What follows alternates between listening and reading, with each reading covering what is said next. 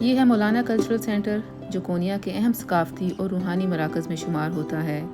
اس کی تعمیر کا مقصد مولانا جلال الدین رومی کی تعلیمات، ثقافت اور سالانہ تقریبات کے لیے ایک جدید اور باوقار مقام فراہم کرنا تھا۔ سما ہال میں داخل ہونے سے پہلے آپ ایک خوبصورت فوئر ایریا سے گزرتے ہیں۔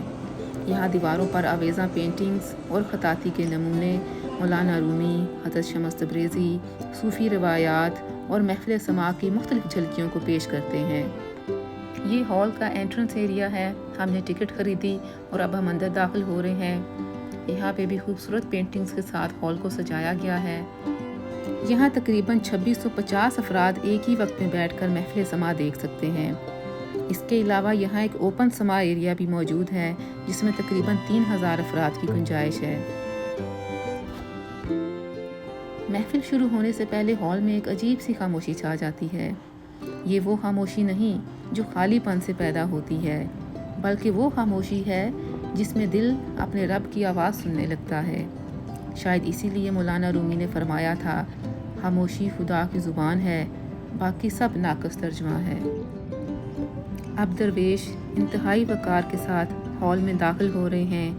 یہ خاموشی، یہ ترتیب اور یہ آہستگی ہمیں سکھاتی ہے کہ اللہ کے حضور پہنچنے کے لیے شور نہیں، سکون درکار ہوتا ہے۔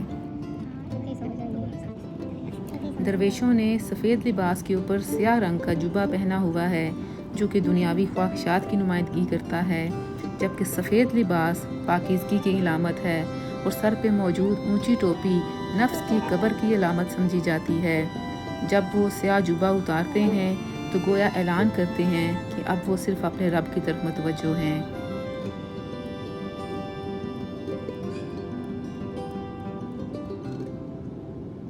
تمام درویش اپنی پوزیشن لے چکے ہیں۔ یا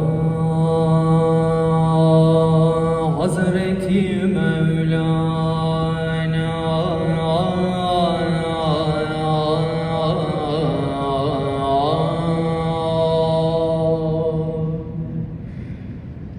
یا حبیب اللہ رسولی خالق یکتا تو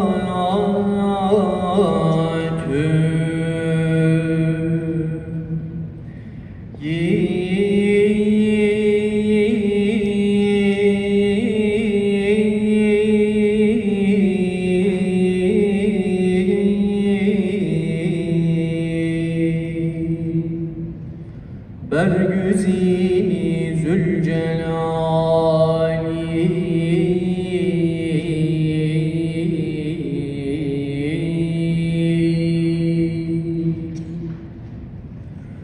پاک بی همتا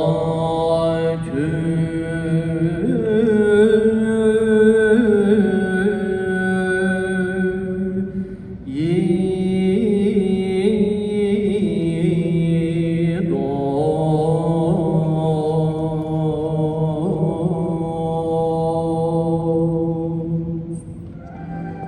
اب رقص درویش کا باقاعدہ آغاز ہو رہا ہے اور آپ بانسری کی دل میں اترتی ہوئی آواز سن رہے ہیں۔ اس بانسری کو ترکی زبان میں نے کہا جاتا ہے۔ مولانا رومی نے اپنی مثنوی کا آغاز بھی بانسری کی فریاد سے کیا تھا۔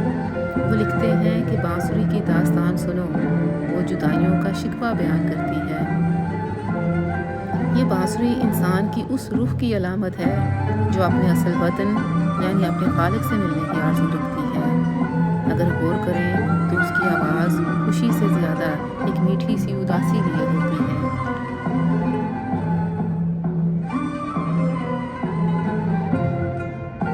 اس لمحے شاید الفاظ کی ضرورت بھی نہیں، صرف بانسری کی آواز اور گھومتے ہوئے درویش، کیونکہ بعض اوقات خاموشی گفتگو سے زیادہ کچھ کہہ جاتی ہے۔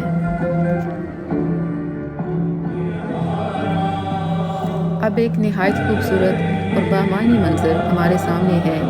تمام درویش آہستہ آہستہ اپنا سیاہ جبہ اتار رہے ہیں۔ صوفی روایت میں یہ سیاہ جبہ دنیاوی خواہشات، انا اور نفس کی علامت سمجھا جاتا ہے۔ اسے اتارنے کا مطلب یہ ہے کہ اب درویش اپنے دل و دماغ کو ہر دنیاوی تعلق سے آزاد کر کے صرف اللہ کی یاد اور محبت کی طرف متوجہ ہو رہے ہیں۔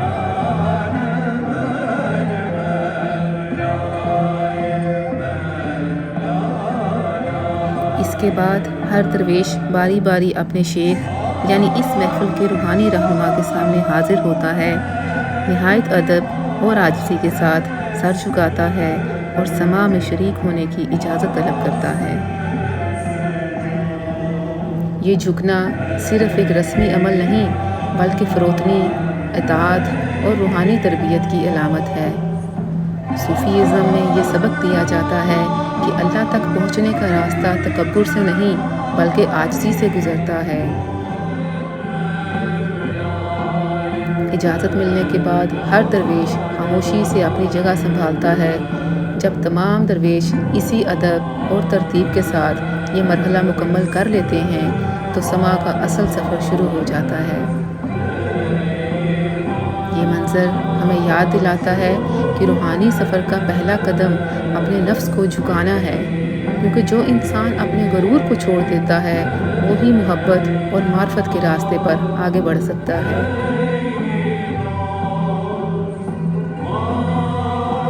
رقص درویش شروع ہو چکا ہے۔ درویش مسلسل گھوم رہے ہیں، لیکن یہ گردش محض جسم کی نہیں، روح کی بھی ہے۔ دایاں ہاتھ آسمان کی طرف، بایاں ہاتھ زمین کی طرف، یعنی ہم اللہ سے لیتے ہیں اور اس کی محبت مخلوق تک پہنچاتے ہیں۔ مولانا رومی فرماتے ہیں، عشق وہ نہیں جو تمہیں کسی انسان تک لے جائے، بلکہ عشق وہ ہے جو تمہیں اللہ تک پہنچا دے۔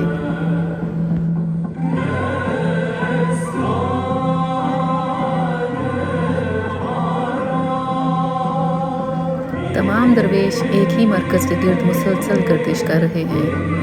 ان کی یہ گردش کسی رقص کی نمائش نہیں بلکہ ایک خاموش عبادت ہے۔ ہر چکر گویا اپنے نفس سے دور اور اپنے رب کے قریب ہونے کی علامت ہے۔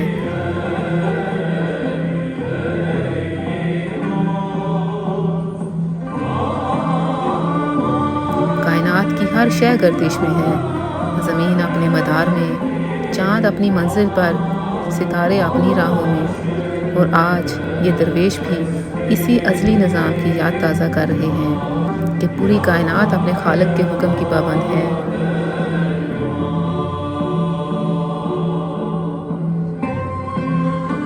مولانا جلال الدین رومی فرماتے ہیں، محبت وہ پل ہے جو تمہیں ہر فاصلے سے گزار کر اللہ تک پہنچا دیتی ہے۔ ان گھومتے ہوئے درویشوں کو دیکھ کر یوں محسوس ہوتا ہے جیسے جسم زمین پر ہے مگر روح کسی اور ہی جہان میں سفر کر رہی ہے۔ یہاں نہ کوئی جیتنے آیا ہے نہ کوئی ہارنے، یہاں ہر شخص صرف اپنے آپ کو اللہ کے سپرد کرنے آیا ہے۔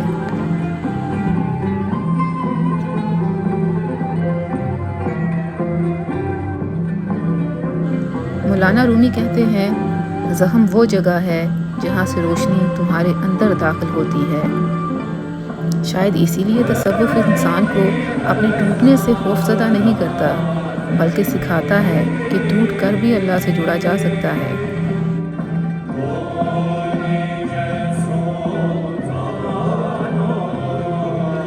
مولانا رومی نے فرمایا، خاموش رہو، کیونکہ خاموشی میں وہ راز سنائی دیتے ہیں جو شور میں کبھی سنائی نہیں دیتے۔ اگر غور سے دیکھا جائے تو ہر درویش کا چہرہ سکون کی تصویر ہے، آنکھیں نیم واہ ہیں، قدم متوازن ہیں اور دل ذکر الہی میں محو ہے۔ یہ منظر ہمیں یاد دلاتا ہے کہ حقیقی سکون دنیا کے شور میں نہیں بلکہ دل کے اطمینان میں ہے۔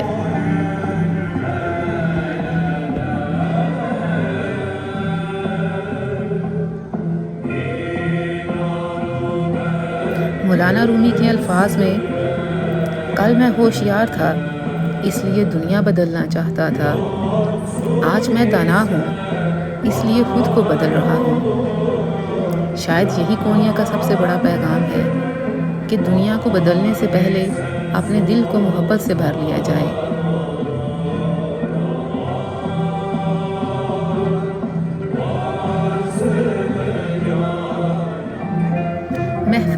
اختتام کی طرف بڑھ رہی ہے، لیکن یہاں سے جانے والا ہر شخص اپنے ساتھ کچھ نہ کچھ ضرور لے کر جاتا ہے۔ کچھ لوگ یادیں، کچھ لوگ سکون اور کچھ لوگ زندگی کو دیکھنے کا ایک نیا زاویہ لے کر جاتے ہیں۔ اگر آپ کبھی ترکی آئیں تو کونیا کی اس محفل سما کو ضرور دیکھیں۔ ہو سکتا ہے آپ یہاں صرف ایک تقریب نہ دیکھیں بلکہ اپنے اندر کی خاموش آواز بھی سن لیں۔